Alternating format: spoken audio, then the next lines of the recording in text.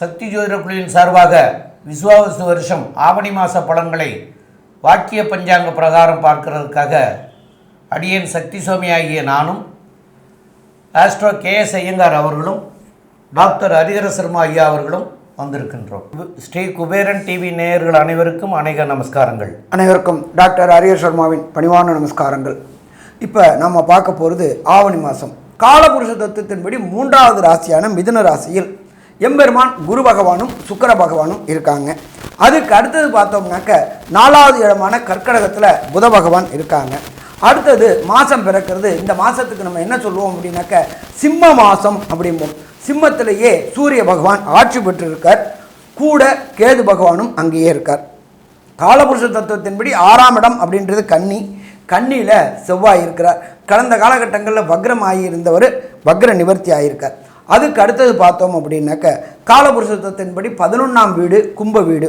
இந்த கும்ப வீட்டில் சனி பகவானும் ராகு பகவானும் இருக்கார். இதில் என்ன ஒரு விசேஷம் அப்படின்னாக்க கடந்த 2/7/2025 17/11/2025 வரலும் சனி பகவான் வக்ர நிலையில் இருக்கார்.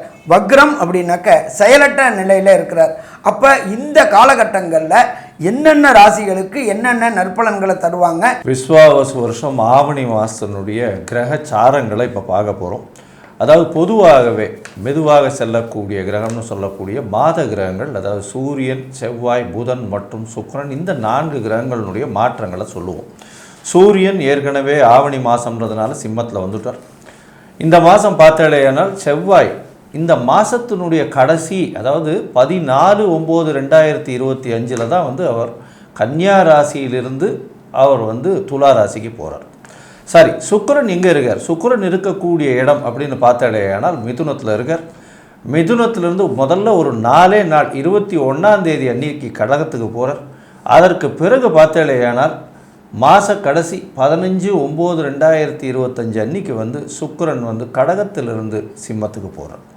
புத பகவான் இந்த மாதம் ஆரம்பத்திலேயே உங்களுடைய ராசிக்கு, அதாவது 4ஆம் இடத்துல, அதாவது பார்த்தாலேயானால் கடகத்தில் இருக்கார். கடகத்தில் இந்த மாதத்தில் ஆரம்பிக்கிறார். அவர் ஒரே வாரம் 25ஆம் தேதி அன்றைக்கே சிம்மத்துக்கு போயிடுறார். 25/8/2025 அன்றைக்கி சிம்மத்துக்கு போகிறார்.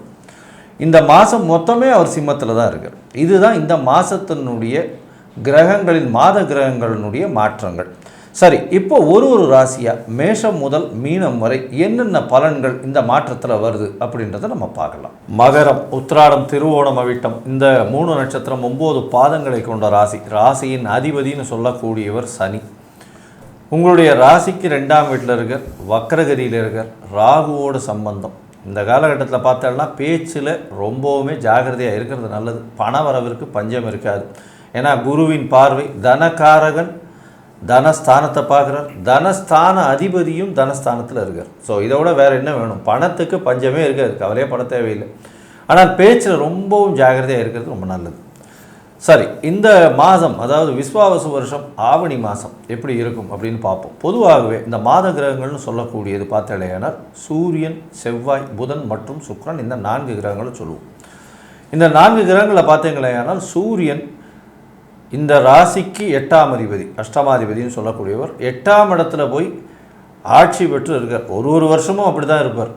இந்த வருஷம் என்ன ஸ்பெஷல் அப்படின்னு பார்த்தோம்னா கேத்துவோட சம்பந்தத்தில் இருக்கார். அதனால் 8ஆம் இடத்தில் ஆட்சி பெற்ற சூரியன் கேத்துவோட சம்பந்தம். அரசாங்கம் சம்பந்தமாக சிறு தொல்லைகள் வரும். கவர்மெண்ட்லேருந்து ஏதாவது ஆர்டர்ஸ் வரணும்னா அந்த மாதிரியான பிரச்சனைகள் இருக்கும். கவர்மெண்ட்லேருந்து ஆர்டர்ஸ் எதிர்பார்த்துருந்தீங்களா சிறு தடங்கள் ஏற்படக்கூடிய வாய்ப்புகள் நிச்சயமாக உண்டு. உங்களுடைய ராசிக்கு பார்த்தாலேயானால் 4ஆம் அதிபதினு சொல்லக்கூடிய செவ்வாயும் 9ஆம் இடத்துல இருக்கார். இந்த மாதம் மொத்தம் இருக்கார். கடைசியில் ஒரு 2 நாளில் மாறுறார். ஆனால் இந்த மாதம் மொத்தமே பார்த்தோம்னா 9ஆம் இடத்துல தான் இருக்கார். நல்ல ஒரு ஏற்றமான காலம். தந்தையின் உடல்நிலையில் சற்று பின்னடைவு இருக்கும். இருந்தாலும் தாயின் உடல்நிலையில் நல்ல ஒரு ஏற்றம் இருக்கக்கூடிய காலகட்டமாக அமைய போகிறது. வெளிநாடு, வெளியூர், வெளிமாநிலம் செல்லக்கூடிய பாக்கியம் நிச்சயமாக இருக்கும். புதிய வேலை கிடைக்கக்கூடிய வாய்ப்புகள் நிச்சயமாக உண்டு. ஏன்னா வேலை பார்த்தீங்களேனால் இவ்வளோ நாளாக கொஞ்சம் 7.5 சனி, கடைசியில் பாத சனி போயின்னு இருக்கு. அதனால் கடன் பிரச்சனைகள் இதெல்லாம் நிறைய இருந்துகிட்டே இருந்திருக்கும். இருந்தாலும் கொஞ்சம் கொஞ்சமாக மீண்டு வெளியில் வரக்கூடிய வாய்ப்புகள் நிச்சயமாக உண்டு. இப்போ குருவினுடைய பார்வை உங்களுடைய ராசிக்கு 12ஆம் இடத்துலையும் விழுறதுனால சுப செலவுகள் வீட்டில் நிறைய நடக்கக்கூடிய வாய்ப்புகள் உண்டு. உங்களுடைய ராசிக்கு பார்த்தாலேயானால் 6ஆம் இடத்தில் இருக்கக்கூடிய சுக்கிரன், அதாவது 5ஆம் அதிபதி 6ஆம் இடத்துல இருக்கிறதுனால குழந்தைகளுக்காக கொஞ்சம் நீங்கள் அதிகமாக செலவு பண்ண வேண்டிய காலகட்டமாக அமைய போகிறது. அது தவிர 6ஆம் அதிபதியும் 7ஆம் இடத்துல இருக்கார். இதனால் வந்து பார்த்தாலேயானால் எதிர்பாலினத்தவரோட சிறு சிறு சர்ச்சைகள் உண்டாகக்கூடிய வாய்ப்புகள் நிச்சயமாக உண்டு. இதை தவிர புதிய கடன் அமையக்கூடிய வாய்ப்புகள் உண்டு. புதுசாக லேண்டு, அதாவது பூமி, அதை தவிர ஃப்ளாட், அந்த மாதிரியான விஷயங்கள் வாங்கக்கூடிய வாய்ப்புகள், நிலம் சம்பந்தப்பட்ட பர்ச்சேஸ் வாங்கக்கூடிய வாய்ப்புகள் நிச்சயமாக உண்டு. உங்களுடைய ராசிக்கு பார்த்தாலேயானால் சுக்கிரனுடைய மாற்றம் எந்த மாதிரி இருக்கும், புதனுடைய மாற்றம் எந்த மாதிரி இருக்கும் இந்த மாதத்தில் அப்படின்றத பற்றி நம்ம ஐயா ஹரிஹர சர்மா ஐயா கிட்ட கேட்போம். ஐயா நல்லா அற்புதமாக சொன்னீங்க. மகரம் அப்படின்னாலே அதிபதி சனி பகவான். ராசியாதிபதியான சனி பகவான் ராசிக்கு 2ஆம் இடத்துல ராகு கூட இருக்கார். சும்மா இல்லை, சனி பகவான் வக்ரம் பெற்று இருக்கிறார். வக்ரம் அப்படின்றது செயலற்ற தன்மையில் இருக்கார். அப்போ யாரு கூடயும் வம்பு வழக்கு பிரச்சனைகள், கொடுத்த வாக்கை காப்பாற்ற முடியாத தன்மைகள் அத்தனையுமே கிடைக்கக்கூடிய காலகட்டங்கள், அத்தனையுமே கொடுக்கக்கூடிய காலகட்டங்கள்.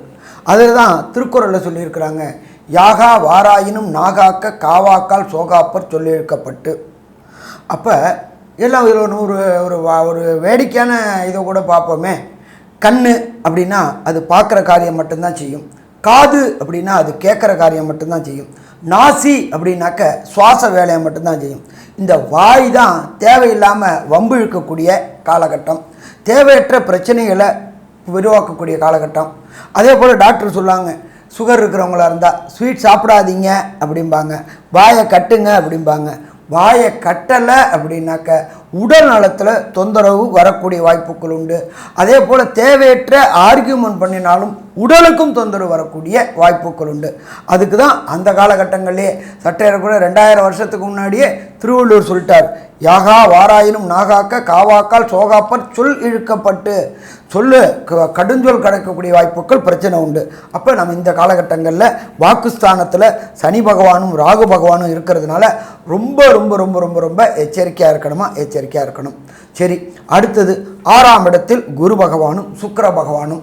தனத்துக்கு கடன் கேட்டால் கேட்ட இடத்துல கிடைக்கும். கடன் கொடுக்குறாங்க அப்படின்னு சொன்னாக்கா நமக்கு திருப்பி அடைக்கக்கூடிய கெப்பாசிட்டி இருக்கும். ஏன் அப்படின்னாக்க அங்கே 6ஆம் இடத்துல இருக்கிற குரு பகவான் உங்களுடைய ராசிக்கு 12ஆம் இடத்தை பார்க்குறாரு. அதோடு இல்லாமல் வாக்கு தனம் குடும்பஸ்தானமான 2ஆம் இடத்தையும் பார்க்குறாரு. அப்போ தேவையான இடத்துல தேவையான நேரத்தில் தேவைக்கு அதிகமான பணமே கிடைக்கும். அதே போல் இந்த மகர ராசி என்பவர்கள் வெளியூர் வெளிமாநிலம் வெளிநாடுக்கு முயற்சி பண்ணினா கண்டிப்பாக வீட்டை விட்டு பிரிஞ்சு போகக்கூடிய வாய்ப்புகள் உண்டு. எதுக்காக? ஒன்று மேற்படிப்புக்காக, இல்லை தொழிலுக்காக. அப்போ இந்த காலகட்டம் மகர ராசி என்பவர்களுக்கு ஏற்றமான காலகட்டமே. சரி, ஒரு சில பேருக்கு இந்த காலகட்டங்களில் நடக்கிற திசையோ புத்தியோ அந்தரமோ சூட்சமோ சரியில்லை அப்படின்னு சொன்னாக்க கிடைக்கக்கூடிய பலனின் அளவு குறையும். அப்போ அந்த பலன் முழு பலன் கிடைக்கணும்னா எந்த கடவுள்கிட்ட சரணாகதி அடையணும்.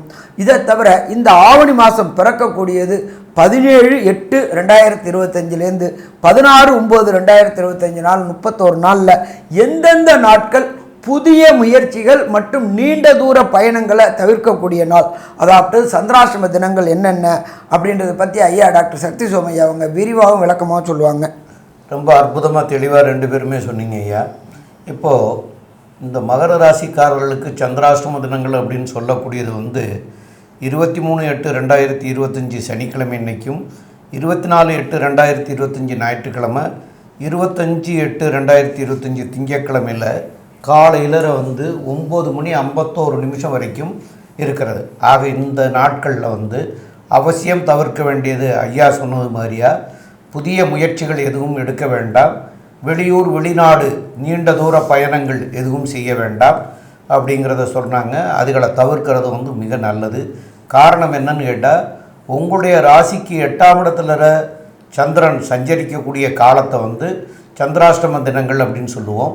அப்போ 8ஆம் இடத்துல இப்போ ஒரு உதாரணத்துக்கு 8ஆம் இடத்துல சனி சஞ்சரிக்கிறார் உங்களுடைய ராசிக்கு அப்படின்னா அதை அஷ்டமத்து சனின்னு சொல்லுவாங்க. இப்போ சந்திரன் சஞ்சரிக்கிறதுனால அதை சந்திராஷ்டமம் அப்படின்னு சொல்கிறோம்.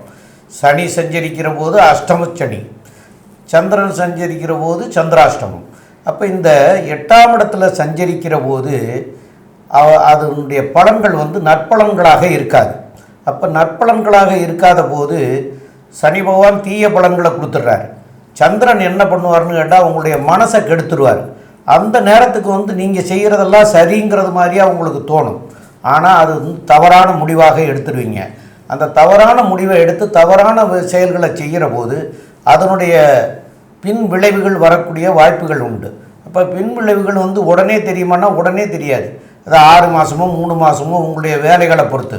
அப்போ அது வந்து உங்களுக்கு அதனால் வந்து அந்த நாளில் செய்ததனுடைய விளைவு பின்னாடி வந்து உங்களுக்கு சிரமத்தை கொடுத்துரும். அப்போ ஒரு உதாரணத்துக்கு ஒருத்தருக்கு கடன் கொடுத்தீங்க, அந்த பணம் திருப்பியே வரல அப்படிங்கிற மாதிரியானு வச்சுக்கிறீங்க. அது வந்து புதுசாக அவர் இது வரைக்கும் வந்து வாங்கினதே இல்லை, இன்றைக்கி தான் அவருக்கு பணம் கொடுக்குறீங்க அப்படின்னா அந்த பணம் திருப்பியே வராது. அப்போ பின்னாடி கஷ்டம். அது வந்து எவ்வளோ நாள் சென்று தெரியும், ஒரு 3 மாதமோ 6 மாதமோ அவன் தரமாட்டான், அவன் ஆளே காணோம் அப்படிங்கிற மாதிரியெல்லாம் அப்போ தான் தெரியும். அப்போ அதனால தான் அதுகளையெல்லாம் நாங்கள் செய்யக்கூடாது, அந்த நாட்களை தவிர்க்கிறது மிக மிக நல்லது அப்படின்னு சொல்கிறோம். அதனால் அந்த நாட்களை வந்து தவிர்த்துக்கிறங்க. உங்களுக்கு வந்து இப்போ 7.5 நாட்டு சனி நடந்துட்டுருக்கிறது.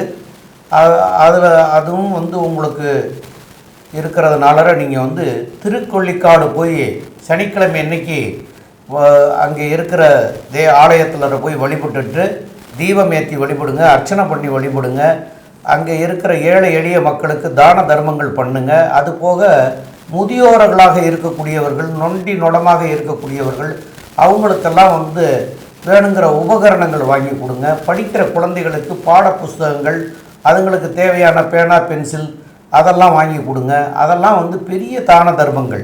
அந்த மாதிரியான தான தர்மங்கள் பண்ணுற போது உங்களுக்கும் உங்களுடைய சந்ததிகளுக்கும் அது நற்பலனாக அமையும்.